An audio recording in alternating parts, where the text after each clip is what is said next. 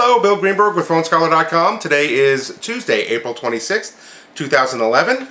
Here's a brief summary of what we got going on the website, but to check out the entire, complete entire articles, go to www.phonescholar.com, or you can like me or Twitter me at PhoneScholar.com, or excuse me, at PhoneScholar, not at PhoneScholar.com, for both Facebook and Twitter. And here we go. Apple versus Android location tracking, time for some truth.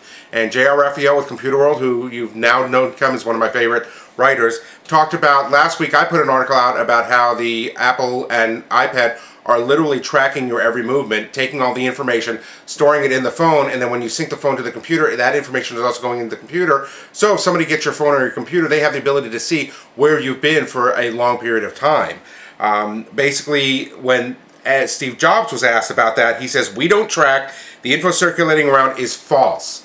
Which makes no sense because it's already been proven that it's happening. Now, if he's talking about semantically, they don't track, meaning Apple or Apple themselves are not actively tracking you, maybe that's true. But the phones are recording and gathering info and the data of where you are. It's not encrypted, it's non-secured, and if anybody gets your phone or subsequently your computer, if you sync it into there, they can literally see where you've been and where you're going, and that can lead to problems. So now, what's the situation with Android? Well, here's the issue. When you hook up your Android, it asks permission to allow your device to determine your location by your carrier or by network or by Wi-Fi. And you literally have to click a yes box to be able to enable that. So first of all, it doesn't have to be enabled.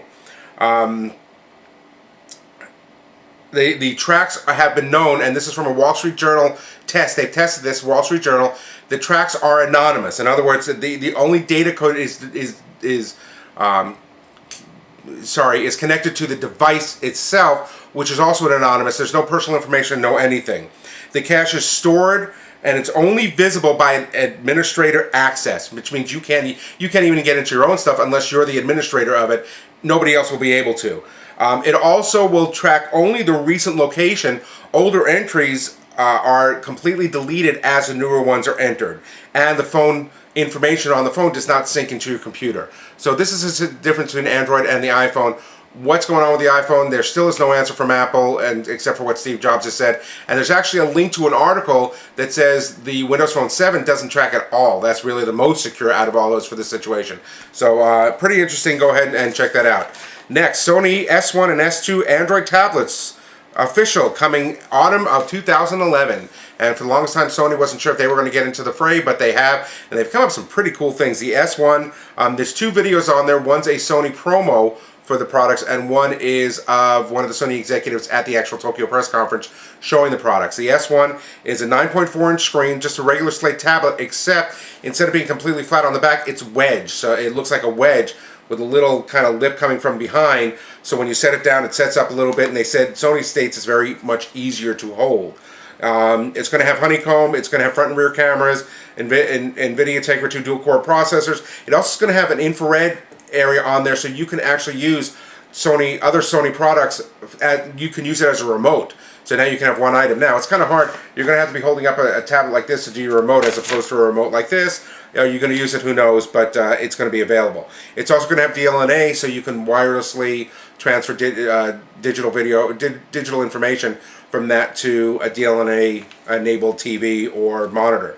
The S2, it looks really cool. It's a folding device. It folds up in half.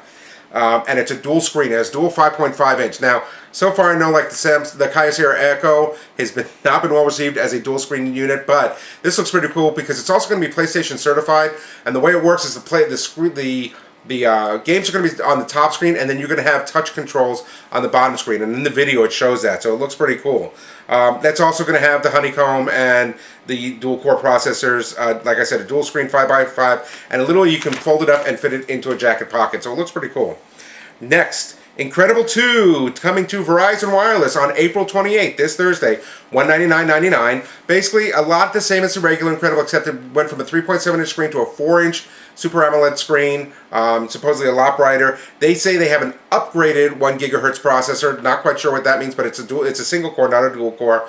They added a front camera for a 1.3 camera, and it is now a world phone. It has both GSM and CDMA in there, which is always a good thing to have. Same 8 megapixel rear camera and other things like that.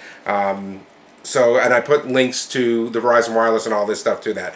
Also, Verizon Wireless has announced on April 28th that the rugged cased G-Zone Commando, which will be the first Android smartphone rugged on Verizon. And for those of you who have had the rugged phones, the Casio rugged phones, they make some pretty darn good phones. 3.6-inch screen. It's going to have 482.2, 5 megapixel autofocus LED camera, micro SD slot. It's going to be a hotspot. Going to have hotspot for up to 5. Plus, it has all the military specs for shock, dust, things like that. So really cool. The other thing it's going to have, since it's kind of geared towards being an outdoor phone, it's going to have GZ Gear, which is really cool. It has an Earth compass, walking counter, adventure training, trip memory, tides. It actually can tell you the tides, what's going on, the thermometer or temperature, sun and moon, which tells you the cycles of the sun and moon, which is really cool, and stargazer, which is really cool. You use the GPS to see where you are, and it'll tell you what constellations of the winter, summer, spring, or fall sky they are. That's really cool.